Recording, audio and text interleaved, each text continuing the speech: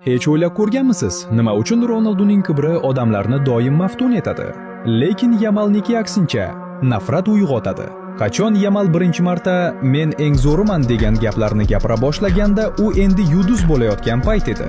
Odamlar uni Ronaldu bilan taqqoslay boshladilar. Yamal yangi Neymar, yangi Ronaldu deyishdi. Ammo agar sizga ular ikkita butunlay boshqa dunyodan desamchi, qarang Ronalduga.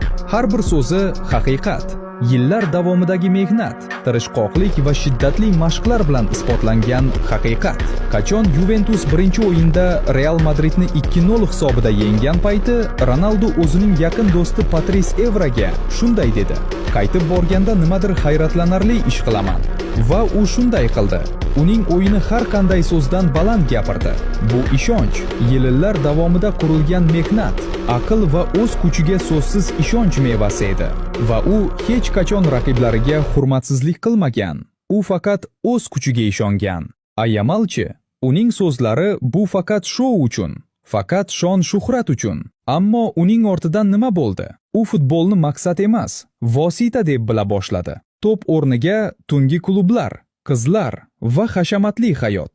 Futbol esa unga endi nafaqat shon-sharaf, balki oddiy o'yindek tuyuladi.